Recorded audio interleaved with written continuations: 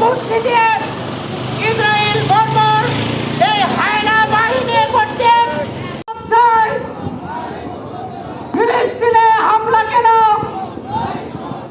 আমার ভাই পর আল্লাহ তাআলা জুম্মা নামাজের পর আমাদের আজকে ফিলিস্তিনি ভাইদের এ পর্যায়ে এই মানব বন্ধন মোহাম্মদ বাহাসুদ্দিন সাহেব এখানে উপস্থিত হয়েছি। আমরা এখানে আজকে দল মত নির্বিশেষে আমরা যদি সকলে এক প্ল্যাটফর্মে দাঁড়িয়ে যদি একই সাথে কোরআনকে আমরা যদি সেই ইসরায়েলের সেই দখলদার বাহিনীর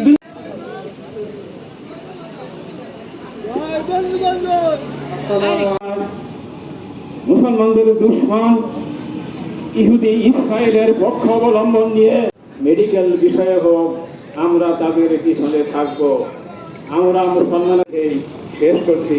আসসালামু আলাইকুম।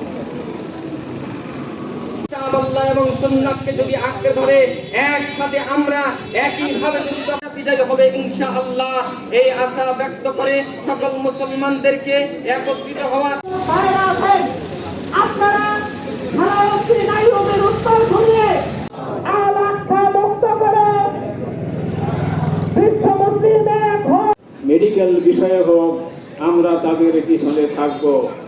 আমরা সারা বিশ্ববাসীর কাছে আমরা প্রাণ খুলে আবেদন জানাই, আপনাদের যে যার সামর্থ্য আছে অর্থ দিয়ে দোয়া দিয়ে যে যেভাবে পারেন ফিলিস্তিনের পক্ষে দাঁড়ান। আজ আমাদের পেট দেওয়ালে ঠেকে গেছে, পিছু ফিরনের মতো আমাদের আর সময় নাই। অতএব আমাদের রক্তে বইছে ইব্রাহিম আলাইহিস সালামের রক্ত, আমাদের রক্তে বইছে ইসমাইল আলাইহিস সালামের রক্তের, আমরা শেষ নবীর উম্মত। অতএব আমরা ফিলিস্তিনের পক্ষে লড়েই যাব ইনশাআল্লাহ।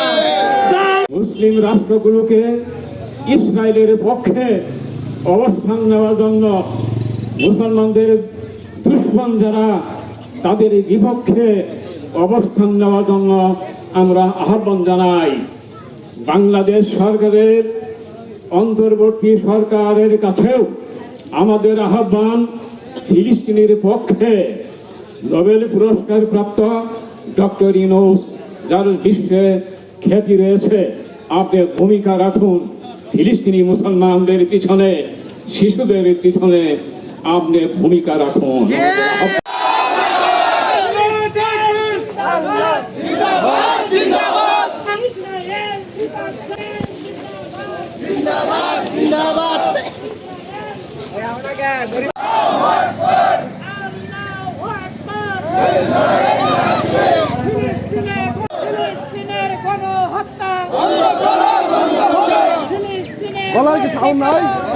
আমার ভাই মরছে কেন? জবাব চাই, জবাব চাই। জাতিসংঘ জবাব চাই। আমার ভাই মরলো কেন?